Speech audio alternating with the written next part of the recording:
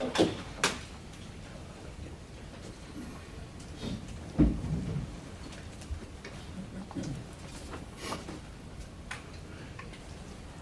just wanted to, just a quick note that the judge is going to decide the punishment. I think that was made clear to y'all, but I don't know if it was confusing here with the closing statement. So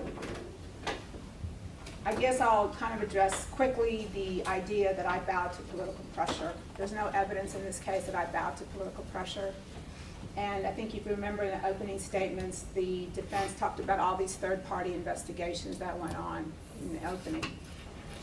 And the easiest thing would have been me to do what all those did, which is say, don't blame us, blame somebody else, or everybody's to blame, therefore you can't hold anybody responsible.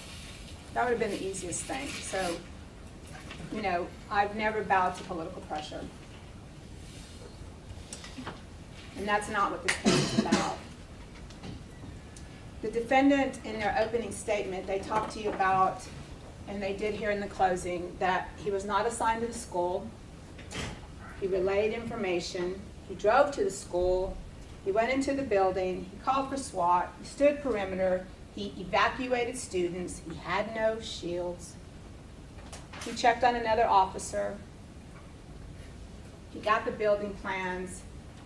He secured a master key. And there was even testimony during the trial that he evacuated students, and wasn't that a good thing? A good thing. And he relayed information over the radio, and wasn't that a good thing? Ladies and gentlemen, this is not about doing a good thing. I am not standing in front of you, and this case has not been about handing out participation trophies. That's not what this case is about. This case is about, and it's always been about, holding officers to the duty that's mandated for them in the law. Mr. Turner and I, as prosecutors, we had these big books that we're supposed to follow, and the laws and all that, and he described to you that there's a special law in these books. One special law with regard to children. And that's what this case is about. All of this, the personal attacks, all of that was an attempt to justify the unjustifiable, in my mind. We're not talking about people being perfect. We're not talking about pretzels. And I'm not here to send mixed messages. I'm here to say that when you are a peace officer for a school district and you raise your right hand and say, I am going to be a peace officer, I'm going to do my job, that you're going to be held responsible. You're going to be held to that duty. You know, when we had the active shooter training that was brought in, that active shooter training goes through all the mass shootings of schools back to Columbine. At the time that the Robb shooting happened, we've had, 23 years of mass shootings. And school districts have begun their own law enforcement police force. That's saying, we're not just going to depend on the local police department, we're not going to depend on the sheriff's office. We, this school district, the Uvalde Independent School District, we are going to have our own police force. So what does that mean?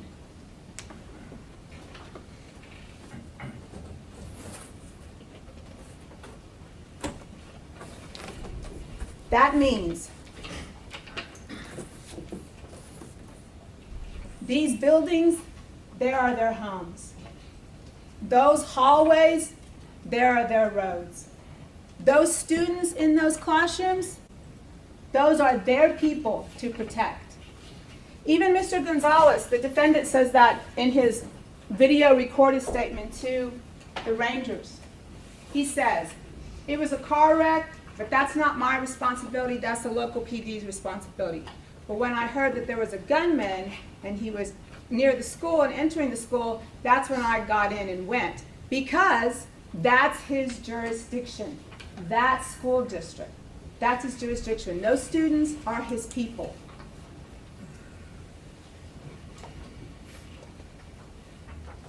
The charge that you have talks about the legal duty that the law enforcement is supposed to be responsible for.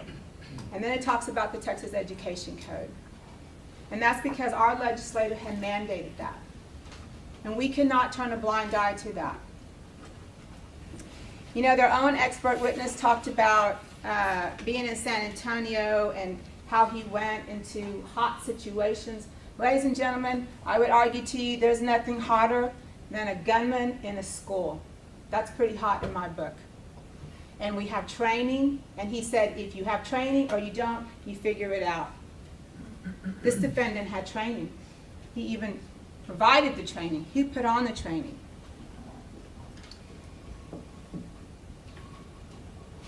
The defense would have you ignore all of that, all the things that they say that he did and that he's the low man on the totem pole. No, he's not. He's the top man. He was the police officer for the school district that showed up first. And why do we go back to having school police officers since Columbine? Because on any given day, you can have a monster that makes his way into your school. On any given day. On any given day, they would have you believe that because there was a wreck outside the school, that confused me. I don't hold me responsible because, the wreck's too much, so not my day. They would have you believe that on any given day where we have bailouts in a community, bailouts happen all the time. Even in large urban areas, you have people who outrun the police. But they want you to believe that because there were bailouts on this given day, but don't hold me responsible. Not my day, not my responsibility. They would have you believe that because he wasn't assigned to that particular school on any given day, don't hold me responsible, not my day, not my responsibility. They would have you believe that because the doors weren't locked, it's not my responsibility. On that given day, the doors weren't locked, so not my day, not my responsibility. On any given day, I only had a pistol. He had a rifle, so it's not my day, it's not my responsibility. And then they would have us tell, the argument is because you had 3 other officers show up who believed that they were being shot at. Don't hold me responsible, because on any given day, if you've got 3 other people that showed up, it's not my day, it's not my responsibility. And what strikes me so much in this case, and something that we believe the evidence has been brought to you that's going on, is the contrast in the training of the schools. If you think about it, since Columbine, the students have been taught, and you heard that, lock the door, lights out, be quiet. We are basically teaching these kids, and the kids in room 11 and room 12 were taught to practice for their impending death. You don't cry and you don't scream. But we're going to teach you what you do when a monster makes his way into the school. We're going to have you rehearse your own death. But yet, we have active shooter training that says to go to the fire that the defendant taught, but we're going to ignore that. Because on any given day, if he says, not my day, we're supposed to just look the other way. And I am sending a message, and I'm sorry if I'm repeating myself, because I want officers to know those days are over. We're not going to continue to teach children to rehearse their own death and not hold them to the training that's mandated by law. That when you hear the gunfire, you go to it. You go to the shots. You stop the dying, and you hold civilians, children, above yourself. You hold them, they're the highest priority of life. I think it's telling, and Mr. Turner touched this with you about the defendant's statement, and if you're going to get all the evidence to go back in there. He says in that statement, the teacher, she told me, he's over there, she pointed, he's over there, he's wearing all black. I think that statement is very telling because in that statement he says on 3 different occasions, I walked over there. I walked to the school. I walked. And you contrast that with Miss Flores, and what is she saying? I ran, and I tell him, we need to get in there. We need to get in there. She's not saying you go, she's saying we.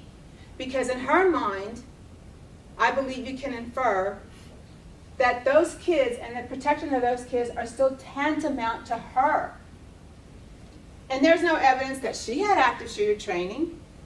There's no evidence that she taught active shooter training. She was just a teacher. So are we going to continue to hold teachers and students to a higher level of responsibility than we are going to hold police officers for school districts who raise their hand and say, I will be a police officer. Those hallways will be mine. Those children are my people. Those classrooms are my houses. I will protect them. Are we going to continue to do that? No. Because on any given day, you can be like Mr. Salinas and Ms. Torres, who came in and testified to you. They dropped their children off for school that day, and the next time they saw their children, it was at the hospital. Mr. Salinas told you that the child that he dropped off for school that day is not the same child he picked up. Because on any given day, a monster can make his way into an elementary school. Ms. Garcia testified that she dropped her child off for school, she went to the award ceremony, and her daughter wanted to come home with her. And she said, no. I paid $2 for that pizza party. You're going to go and have a good time. And then she never saw her daughter again. Because on any given day, that can happen. We know that. We see it. Nueces County is not any different from Uvalde County. It's just not. What happened to Uvalde on May 24th can happen anywhere at any time. And if it's going to happen, and if we have laws mandating what the responsibility of a law enforcement peace officer is for a school district, then we better be ready to back it up.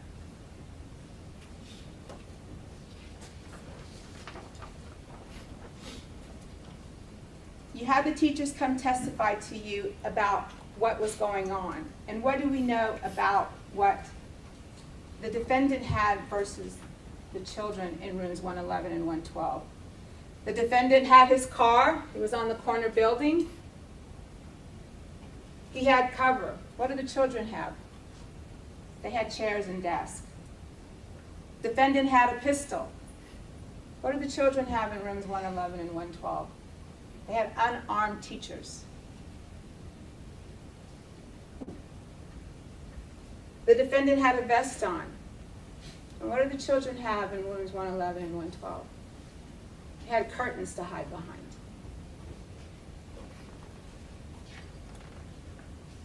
I would also, if you get all the evidence back, that you listen to the defendant's statement. And I think it's always telling, is when that ranger asked him, why didn't you engage? Why didn't you go and approach? And the look on the defendant's face is like, not me.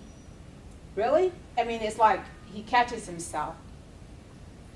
Because it wasn't his day. On any given day that this monster made his way to Robb Elementary, that wasn't his day.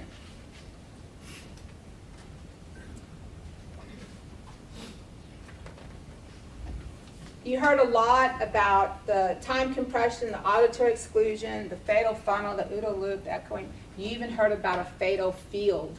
Fatal field. Because we all know on any given day there may be a fatal field. And we have to be ready.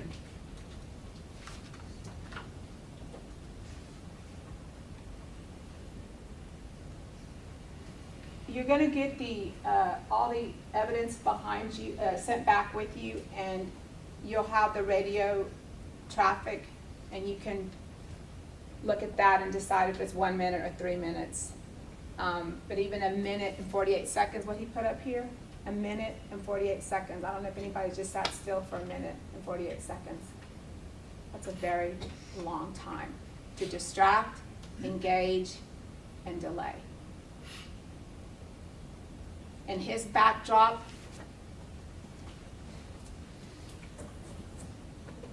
was right here. Was right here.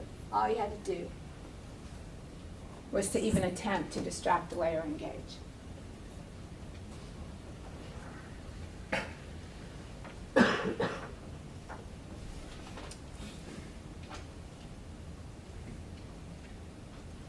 I know this case is difficult, and it has been difficult.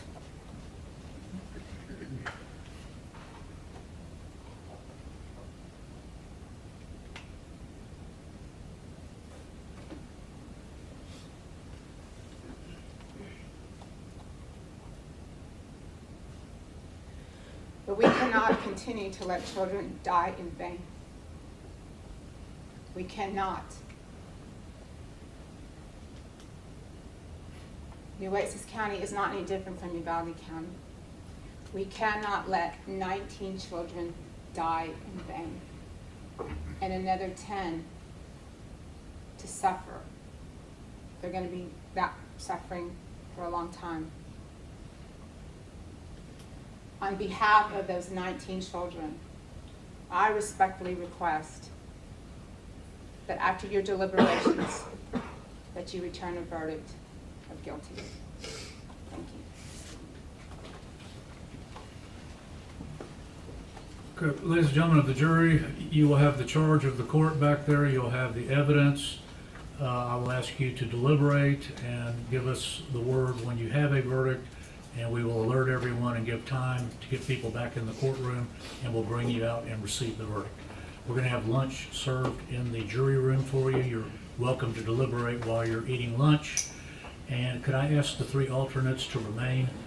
We're going to have them go back, and I'll talk to you further. Okay? So let everyone rise for the jury. And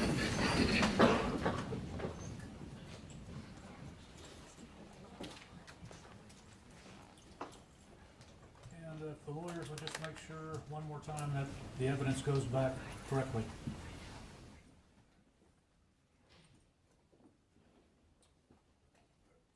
We are in recess, ladies and gentlemen. You can see it in the courtroom.